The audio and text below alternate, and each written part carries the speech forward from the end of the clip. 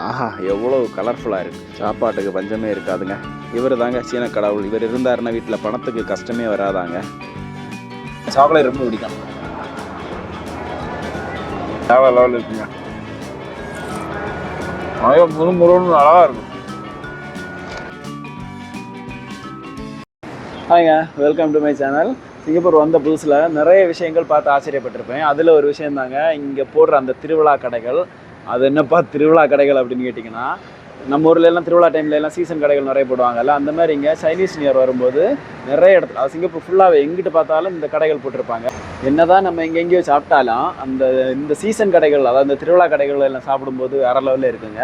அடுத்த வாரம் வந்து சைனீஸ் நியூ இயர் வரப்போகுது. சிங்கப்பூரோட மிகப்பெரிய விடுமுறை அப்படின்னு கேட்டிங்கன்னா அந்த சைனீஸ் நியூ இயர் தாங்க. பயங்கரமாக இருக்கும். அதுக்காக தான் நிறைய கடைகள் போட்டிருப்பாங்க. முடிஞ்ச அளவுக்கு நம்ம சுற்றி இருக்கிற 1 கடைகளுக்கு தான் போகிற மாதிரி பிளானு.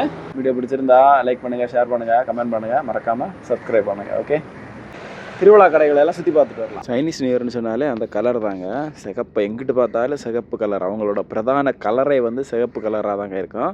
இந்த வருஷம் வந்து அவங்க வந்து குதிரை ஆண்டு அப்படின்னு சொல்கிறாங்க. ஒவ்வொரு வருஷமும் ஒவ்வொரு மிருகங்களோட அந்த இதை வச்சு கும்பிடுவாங்க. நம்ம ராசி பலனில் வருங்கள்ல, அந்த மாதிரி தாங்க இவங்களுக்கும் 12 அனிமலோட இது இருக்கும்.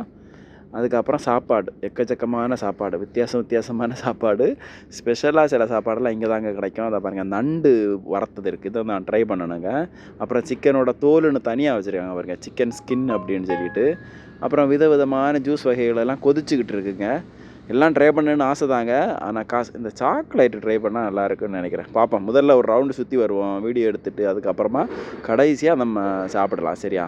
நிறைய சாப்பாடு இருக்குங்க. எனக்கு ஆச்சரியப்பட்டது சிக்கனோட அந்த தோலை வச்சே ஏதோ பண்ணி வச்சுருக்காங்க, சிக்கன் ஸ்கின் அப்படின்னு சொல்லிட்டு. செமரேட்டுங்க அதெல்லாம்.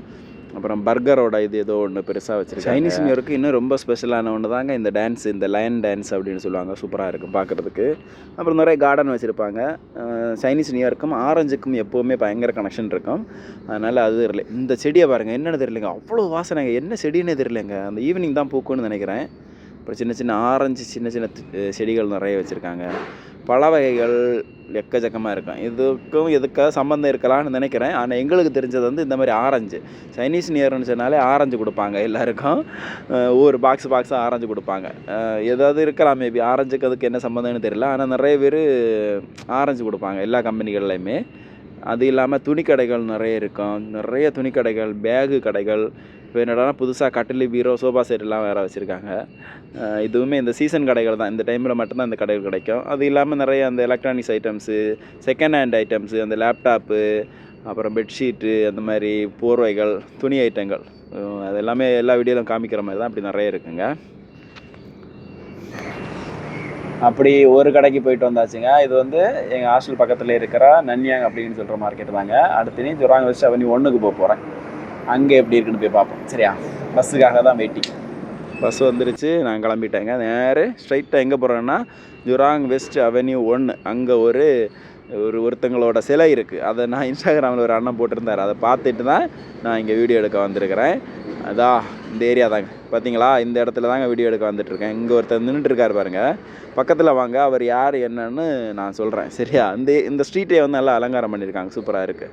இவர் தாங்க சீனர்களோட செல்வ கடவுள் அப்படின்னு சொல்கிறாங்க. அதாவது இவர் இருந்தாருன்னா நமக்கு வந்து பண கஷ்டமே வராதான்.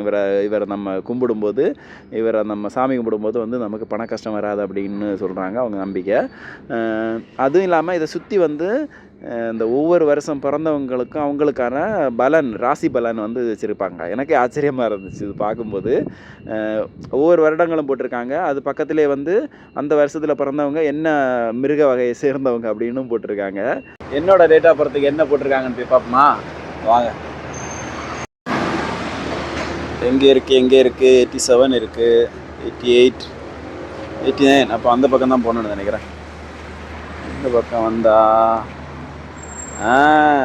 1986. சரிதா? அப்பா, புலியான், டைகர்னா புலி தானேங்க? ஆமாம், இதை போட்டிருக்கு பாருங்க. என்ன போட்டிருக்காங்க ஓவரால். குறிப்பாக என்ன போட்டிருக்கு அப்படின்னு கேட்டிங்கன்னா, இந்த வருஷம் எனக்கு ரொம்ப ஒஸ்டான வருஷமா. அதுக்கப்புறமா வந்து எனக்கு சுத்தமாக லக்கே கிடையாதான். அதெல்லாம் நமக்கு எப்போங்க இருந்துச்சு. நாங்கள் லக்கி ட்ராயெல்லாம் நம்புகிற ஆளே கிடையாது. அதுக்கப்புறம் காசு விஷயத்தில் ரொம்ப கவனமாக இருக்க சொல்லியிருக்காங்க. வேலை இடத்துல வந்து நிறைய கெட்ட பேர் எடுக்கிறதுக்கு வாய்ப்பு இருக்குன்னு வேறு போட்டுருக்காங்க. உங்களுக்கு இந்த மாதிரி நீங்கள் பிறந்த வருஷத்தோட உங்களோட பலன் எப்படின்னு தெரிஞ்சுக்கணுன்னு ஆசைப்பட்டீங்கன்னா எனக்கு கமெண்ட் பண்ணுங்கள். உங்களோட வருஷத்தை நான் வந்து தேடி உங்களுக்காக வீடியோ எடுத்து சொல்கிறேன். சரியா? இங்கேயுமே இந்த மாதிரி நிறைய லைட்டிங்ஸ் போட்டிருக்காங்க. இது நம்ம தீபாவளி கிறிஸ்மஸுக்கெல்லாம் சீரியல் போடுவோம்ல, அந்த மாதிரி லைட்டிங்ஸ் இங்கே எக்கச்சக்கமாக இருக்குங்க. எல்லாமே சிகப்பு கலரு. அப்புறம் அந்த குதிரை ரிலேட்டடாக வரும். ஏன்னா இந்த வருஷம் வந்து குதிரையோட ஆண்டு ஆனதுனால அந்த மாதிரி நிறையவே இருக்கும்.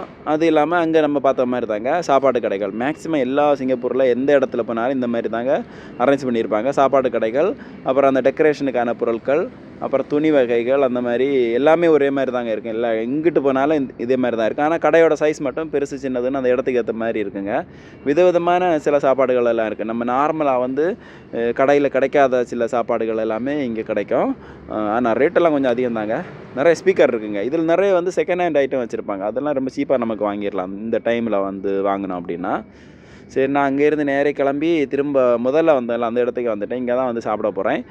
ஷவர்மா ட்ரை பண்ண போகிறேன். அப்புறம் அந்த நண்டு பொரிச்சது ட்ரை பண்ண போகிறேன். அப்புறமா வந்து சாக்லேட், அந்த ஐஸ் சாக்லேட் ஒன்று இருந்துச்சுல்ல, அதையும் ட்ரை பண்ண போகிறேன். நார்மலாக இத்தனை வருஷத்தில் இங்கே வந்து வேடிக்கை மட்டும் தான் பார்த்துருக்குறேன்.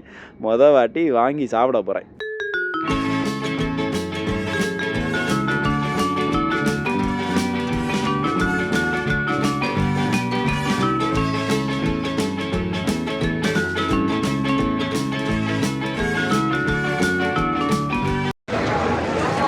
எல்லாம் வாங்கியாச்சு சாப்பிட்றதுக்கு. ஒரு நல்ல இடமா, லைட்டு வெளிச்சம் உள்ள இடமா போய் உட்காந்து வீடியோ எடுத்துகிட்டே சாப்பிடுவோம்.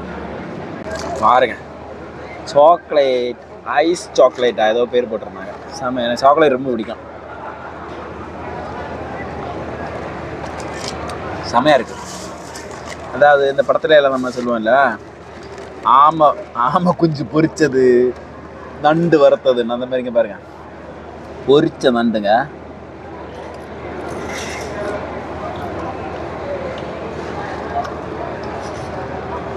சூப்பராக இருக்கும்.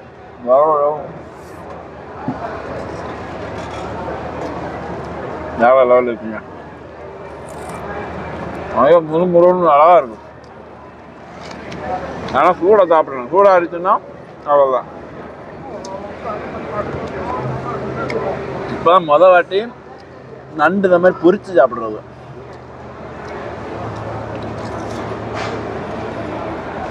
அதாவது நாங்கள் எல்லாம் வந்து வெளிநாடுகள்லாம் வர்றதுக்கு முன்னாடி இப்படி ஒரு ஐட்டம் பெருசாக ஒன்றும் தெரியாது நமக்கு.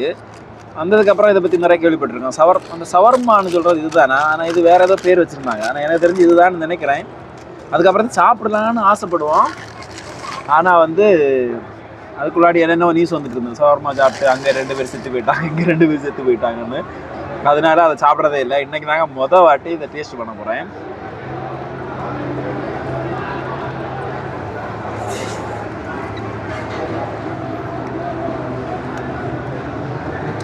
நல்லா இருக்குங்க.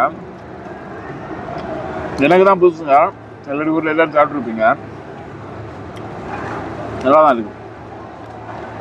நல்லா சீஸு, சில்லி. இது என்ன சப்பாத்தி மாவா? சப்பாத்தியா? இந்த மாதிரி ஏதோ வச்சுருக்காங்க. நான் சாப்பிட்டு கிளம்ப போகிறேன். பாய். இன்னொரு வீடியோ பார்ப்போம்.